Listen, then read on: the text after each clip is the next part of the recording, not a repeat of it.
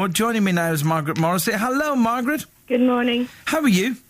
Well, I'm all right. All right.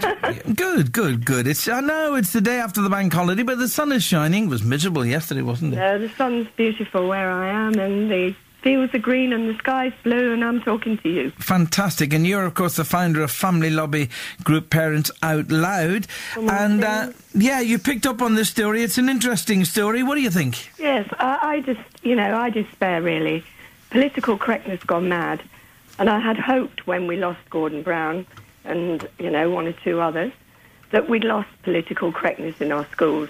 I once wrote a letter to Mr. Brown asking him what exactly I could tell my seven grandchildren, what nursery rhymes I could tell them anymore, what version, and if they could play conkers and if they could climb trees. Needless to say, I got no reply.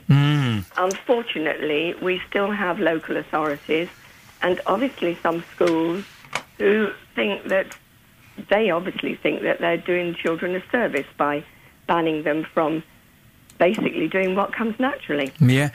Well, the problem, of course, is, you see, we are now in the culture, just like America was many, many years ago. You get sued for this, sued for that, sued for everything. Schools are running scared. Doctors are running scared. The police are running scared.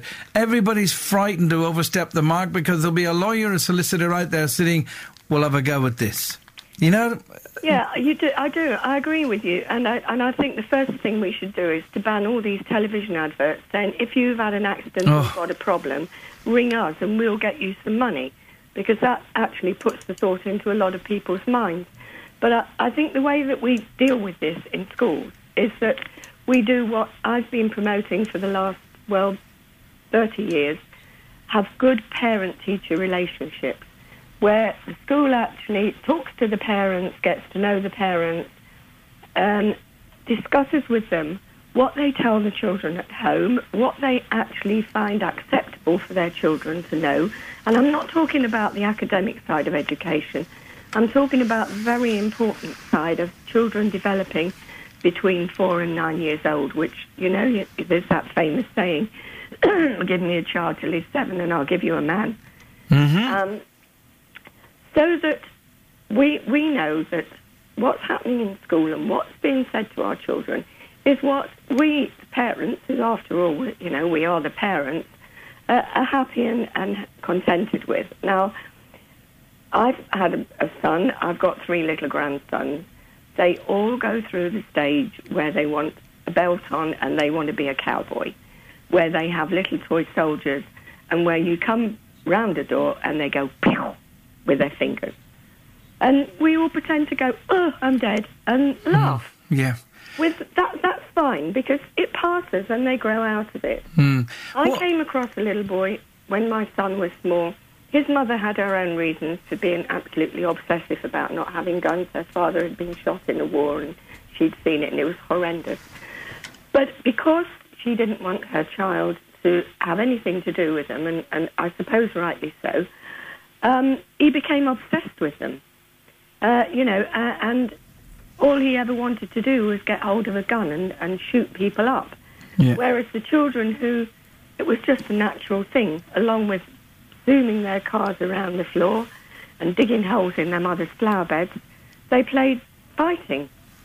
And I think if we repress this in children, then it'll come out in different ways. It will. Okay. Margaret, what about, though, pointing the fingers at the teacher and going, bang, bang, you're dead? And apparently that's what happened in this school, and that's why they banned it.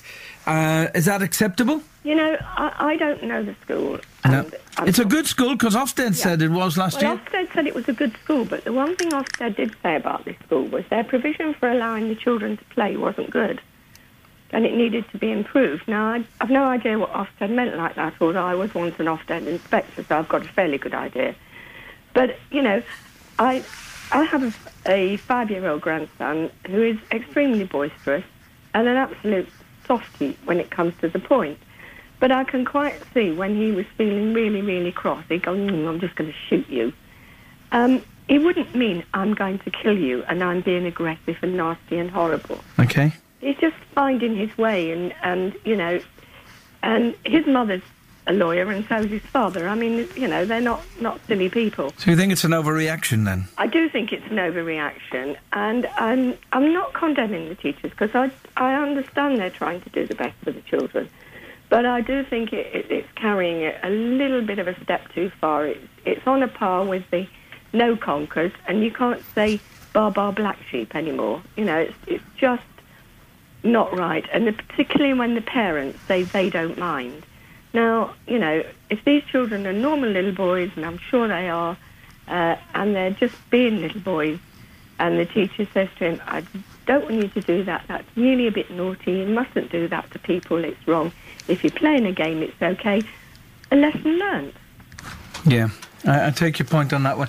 But we'll have to wait and see. Well, you said there's something interesting, and Ofsted said, have you seen the Ofsted report on this school then, yeah? It was repeated to me, and it is reported in the paper that the Ofsted said, you know, there should be more provision for play. More provision for play. It might mean that there should be more sandpits or things like that, I don't know. Okay. So I'm being a bit cautious on that. But, okay. It's an interesting one. Margaret, thank you so much for your time today. Thank you for talking to me. Thank you. It's a pleasure. Very famous. Thank you. Bye-bye. Bye-bye.